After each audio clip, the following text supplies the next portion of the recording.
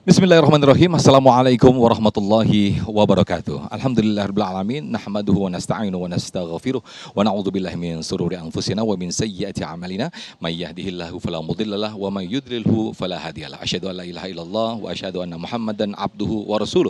La nabiyya ba'dah. Segala puji bagi Allah. Pemirsa, senang sekali kita dipertemukan kembali dalam Majelis Ilmu Damai Indonesiaku, yang pada siang hari ini kita bersiaran langsung dari Masjid Yayasan Perguruan Cikini, Jalan Serengseng Sawah, Jagakarsa, Jakarta Selatan. Pemirsa, akhir-akhir ini kita menyimak dan menyaksikan sejumlah pemberitaan, di antaranya yaitu perang antara Iran dan juga Israel. Dan ini akan berdampak luar biasa, di antaranya krisis ekonomi global di mana harga minyak tinggi, dan tidak menutup kemungkinan ini akan menjadikan kita serasa akan mudah putus asa. Nah, untuk itu pemirsa, di segmen di Damai Indonesia kali ini kita akan mengangkat tema yaitu jangan menyerah, jalan masih panjang. Bersama guru-guru kita, Kiai Haji Asrorun Niam dan juga guru kita Ustazah Nur Fadlina yang akan memberikan tausiah. Dan nanti pemirsa di akhir segmen kita akan bermuhasabah dan juga berdoa bersama-sama yang akan dipimpin oleh Ustadz Abdul Syukur. Pemirsa, langsung saja kita saksikan Damai Indonesiaku yang dipersembahkan oleh Sarung Wadimor, tentu sarung kita. Selamat menyaksikan.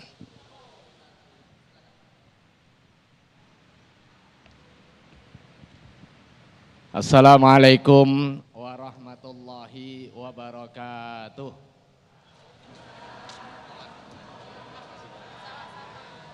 Bismillahirrahmanirrahim. Alhamdulillahirabbil alamin. Wal aqibatu lil muttaqin wala udwana illa 'alal zalimin. Wassalatu wassalamu ala asyrafil anbiya'i wal mursalin wa ala alihi wa ashabi ajmain. Rabbi syrah li sadri wa yassir li amri wahlul 'uqdatam min lisani yafqahu qawli wa ba'du. Jamaah dan juga pemirsa TV One rahimakumullah.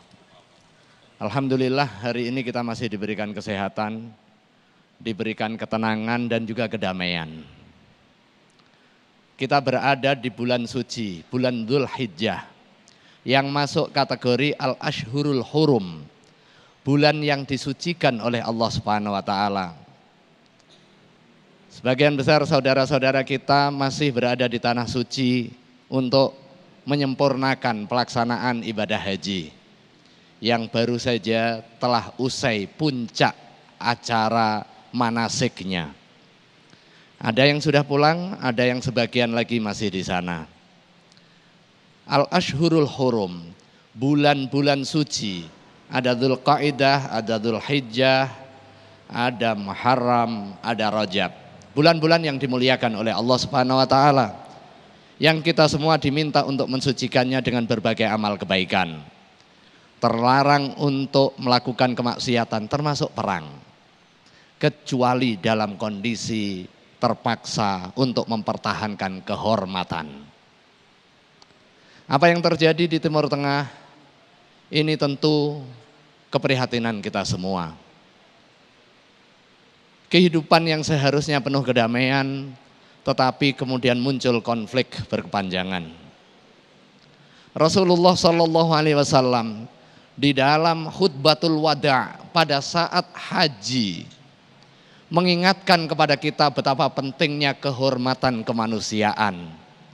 Satu tetes nyawa, satu tetes darah itu dilindungi dan terhormat.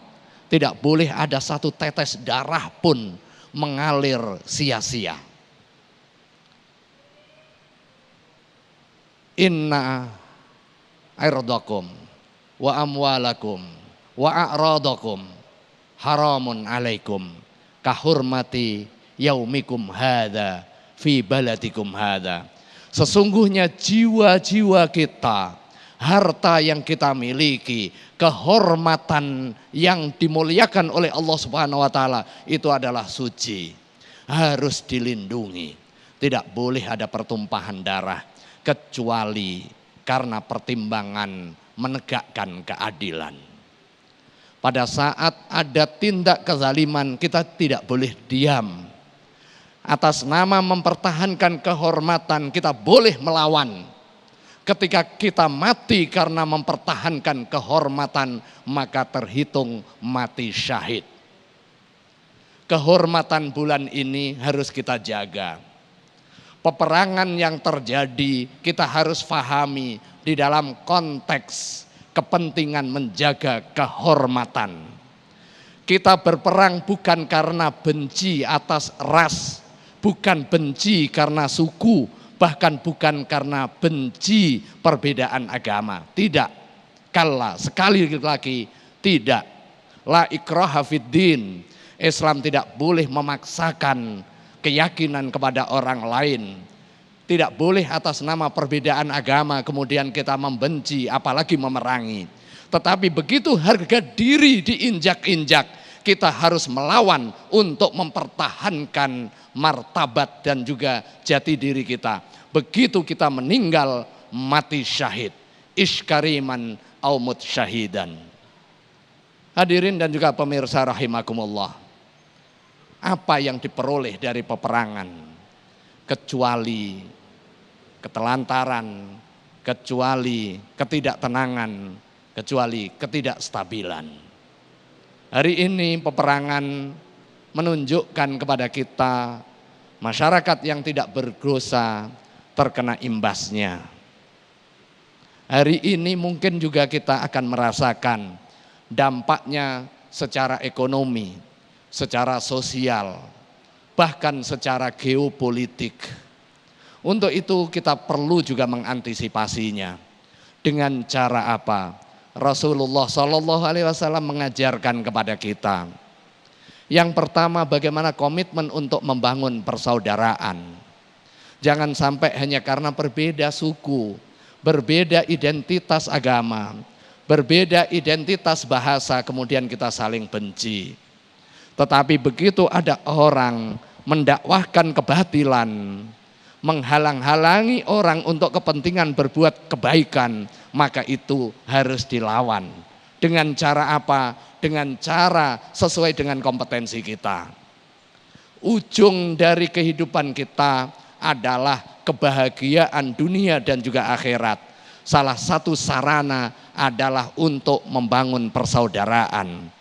Terlepas kita warna kulitnya hitam, putih, asal usul bangsanya berbeda-beda, tetapi kita disatukan dengan prinsip-prinsip kemanusiaan.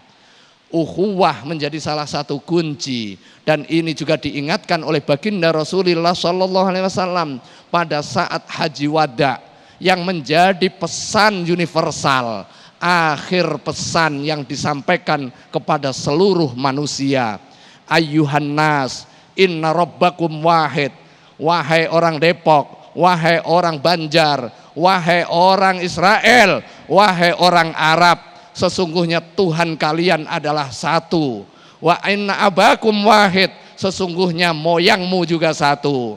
Wa adam min turab, kalian tercipta dari moyang yang satu yaitu Adam, sementara Adam tercipta dari tanah. La fadla li arabiyyin wala a'jamiyyin, tidak ada kedudukan yang utama bagi orang Arab atau non Arab. Tidak ada orang yang lebih utama, kulit putih maupun kulit hitam, kecuali dengan ketakwaannya. Karena itu ketakwaan menjadi salah satu indikator. Ketakwaan diturunkan dengan komitmen membangun persaudaraan dan nilai-nilai yang bersifat universal.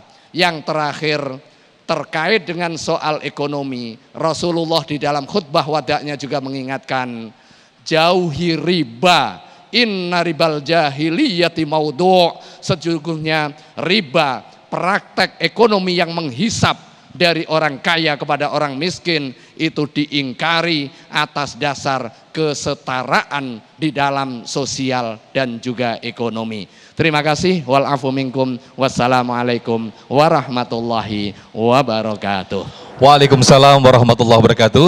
Terima kasih Kiai Haji Niam, boleh duduk kembali. Nah, nanti kita akan perluas, kita akan perdalam lagi bagaimana tema yang disampaikan oleh guru kita Kiai Haji Asrorun Niam berkaitan dengan saat ini dampak perang yang itu berimbas pada krisis ekonomi global, dengan judul kita yaitu jangan menyerah karena jalan kita masih panjang. Nah, ini akan kita perdalam di sesi tanya jawab, dan di segmen ini kami persilakan ada 1 sampai 2 penanya yang akan mengajukan pertanyaan dan nanti akan dijawab langsung oleh Kiai Haji Asrorun Niam. Silakan boleh berdiri. Yang pertama kami persilakan.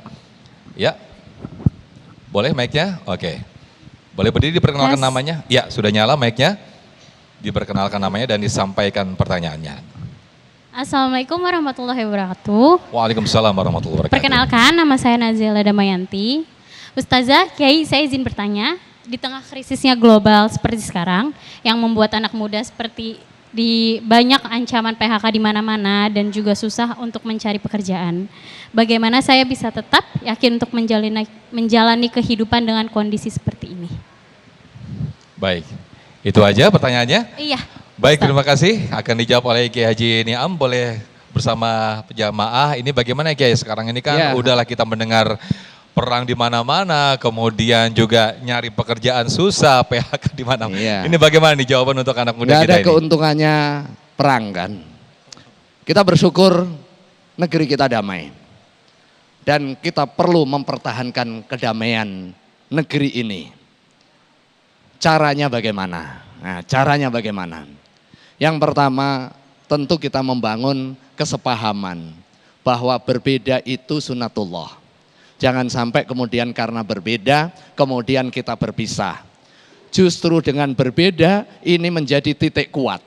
Anak muda dengan cara pandang membangun kohesi, membangun networking. Kalau di dalam bahasa Nabi, tuntunannya adalah soal silaturahim. Silaturahim itu tidak mengenal batas-batas warna kulit. Bisa jadi silaturahim diawali dengan orang yang terdekat. Tetapi tidak boleh berhenti hanya orang yang terdekat saja. Sebaliknya, memutus tali silaturahim itu dosa besar. Karena apa? Akan berdampak secara sosial dan juga secara ekonomi.